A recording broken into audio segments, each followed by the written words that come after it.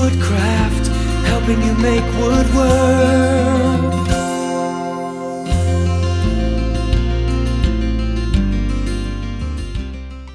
So you don't really have that perfect world. A shop vac works good. Your vacuum cleaner out of your closet works good if you have a hand attachment and a little brush. I like to eliminate dust in the air, so I will suck a lot of this up before I clean it or disrupt it any more than I have to. When I'm in my shop, the compressor works really nicely too. I just push it out the door. But since we don't have that, I'm just going to kind of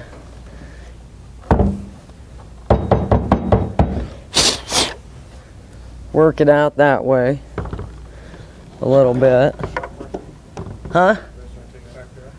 No, I think we'll be all right. So at this stage, we've gotten the contaminants off. We've scuffed everything. It's all pretty much prepped, and you can go out and get 100 different things to use for this next process, but honestly, water works really well. And all you're doing is you're just wiping it off and cleaning your surface, so when you go to put on your gel stain, you don't have any contaminants that are going to get stuck in the stain and make a bubble or a blister or a bump in your clear coat. So the more diligent you are about cleanliness at this stage here, the better your clear coat is going to be in the end. You're going to hear me say that a bazillion times. The better the prep, the better the job in the end. You can be the best at clear coating, and if you're not the best at prepping, it's going to look very amateur. You probably won't be happy with it. You'll want to do it over again.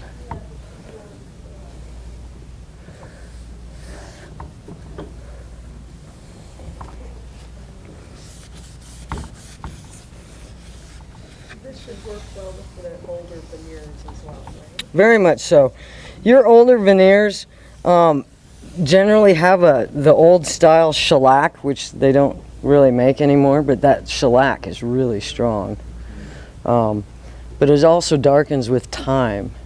So depending on how dark you've turned through time and how dark you want to go with your new finish, determines whether or not you can use it. Yeah, but the older finishes, honestly, are really, really good finishes. You didn't get into bad finishes until about the early 80s when they started taking lead out due to health reasons, obviously. But they had to eliminate lead from all paints and finishes, automotive finishes, everything. If you notice the cars out of the 90s, all of their clear coat is pretty much gone. They've got a pretty decent looking car still, but the clear coat is toast. That's because they were still experimenting with taking lead out, and it didn't go so well for about a decade. And the late 90s, early 2000s, they started to figure it out and used acrylics a lot more, and acrylics are a great product. Waterbornes in the mid 2000s is a hybrid between half water, half oil base, and they call it a waterborne, and it is very strong and very long lasting, good stuff. So our technology is coming around. So I guess the answer is really long-windedly. Yes, those are strong finishes out of the 70s. 80s, not so much. 70s, good finish. Hard to strip. Anytime something's hard to strip, it's a good finish. Okay, so we've prepped our kitchen, we've taken down all our doors, we've removed all our faces, we've fixed all our holes, we've scuffed everything, we've cleaned everything. We're ready to make a mess now, basically. This can be very, very extremely messy. I almost wore my really yucky jeans because I'm a mess maker. As much as I try not to be, I very much am. So don't be afraid to overkill the prep for not having a mess. These gloves are nitrite disposables. The nitrite's the best way to go because almost every chemical is resistant to eating it. If you just go with a latex, a lot of your oil-based chemicals will eat right through it, and it'll be all over your hands. And that's never good, never good. So a couple of different ways that you can apply this gel stain. One is with a foam brush, disposable foam brush. One is with a chip brush. These are disposable. You have applicator pads that work really well, by the way. I've used them many a times. The cabinets are smooth enough. Old antiques, veneers, not so great because you get a little snagging going on, but your cabinet doors, all of these extremely flat surfaces, it'll work really well. They work really well. What we have over here is some polished cloths or cleanup cloths. Instead of the paper towel, these microfiber cloths really pick up the dust and the contaminants. They work really well. And this again is just another one of those. So different things that you can look at. As you see, I've got these little pyramids underneath it. I hope you can't tell, but it's the first time I've ever used them, and I kind of like it because it gets it off your workspace. Which when you're doing the edges, it's really critical that you're a little bit higher than your workspace so you don't smear stain all over your table. Okay. Sequencing, if you want to do the interior of your cabinet door also, would you do it first? I always like to do the interior first. Reason being, when I flip it back over, if I have any marks or spots or scratches, it's in the back. It's not on the front. To what level do you carry that finish to the interior? You stain it and do your clear coat before you do the front? Oh no, I'll stain the back and give it a couple hours and let it dry, and then I'll flip it, and then I'll stain the front, and then I'll let it sit overnight, and then do the same process with my clear coat. I use a little bit different clear coat. Me personally, it dries a little bit faster, so I can go through the process all in one day. Almost all of the clear coats that you're going to buy anywhere else, they take 4 or 5 hours to dry, and sometimes overnight. You get into the polyurethanes, they'll take a full 24 hours to dry. They're a good strong finish, but they're slow drying. The water bases and the high performance here, I believe they're about an 8-hour dry time to really, not just to the touch, but to dents and whatnot.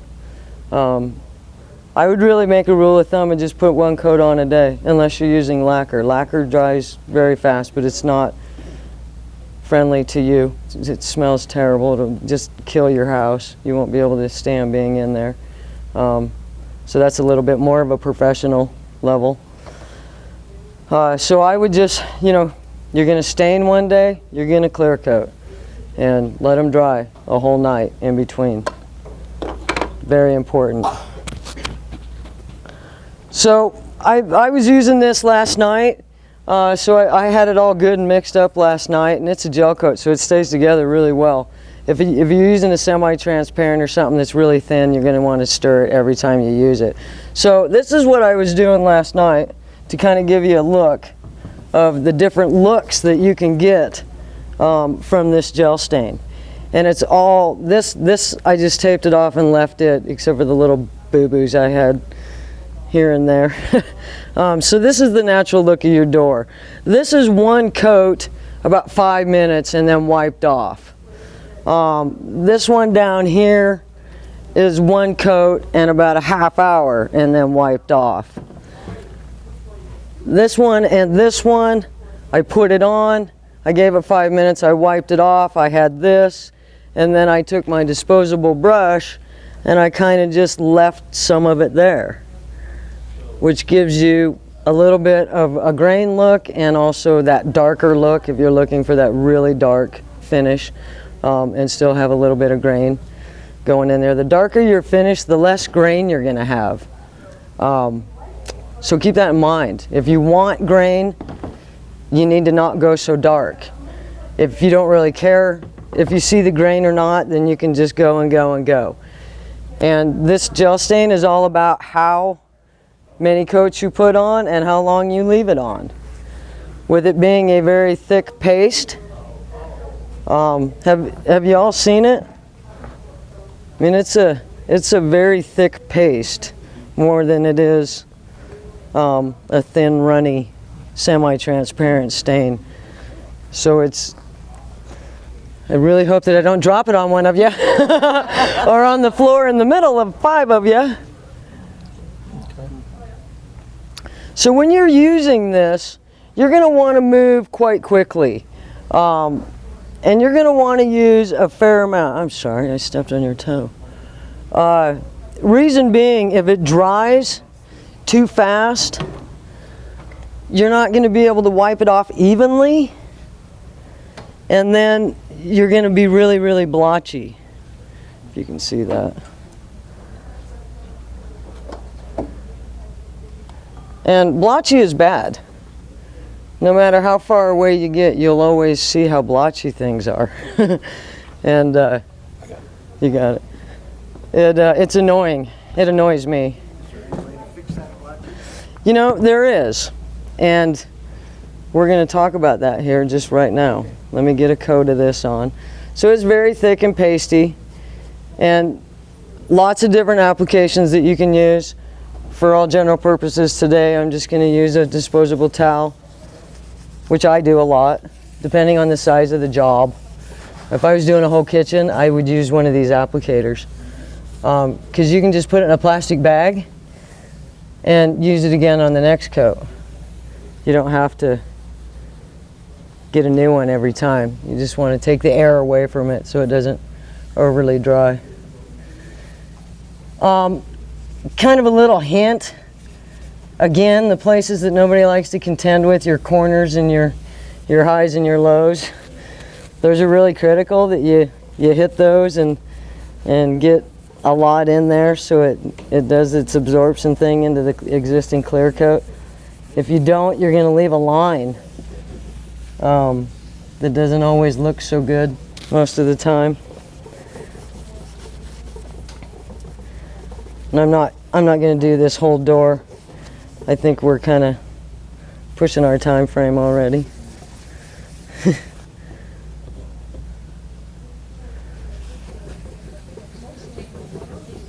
This is an oil-based stain.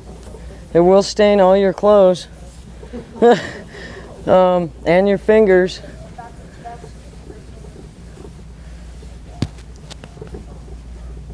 Every time I go out in the shop and I don't want to change my pants or my shirt, I say, oh, I'm going to be really careful. And I really am up until about the last 5 minutes, and then I end up getting it on me every time.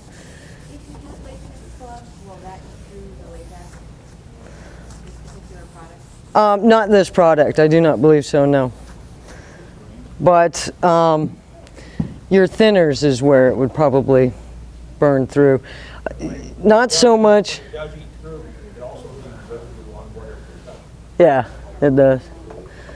Mineral spirits, not so much, because it's a really mellow thinner. But if you get into your acetones or your lacquer thinners, things like that, yeah, it's going to eat through it very heavily. So what I'm doing is I'm already starting to dry in places. So I'm taking my really heavy spots and I'm just kind of leveling them out while it's doing its thing, absorbing and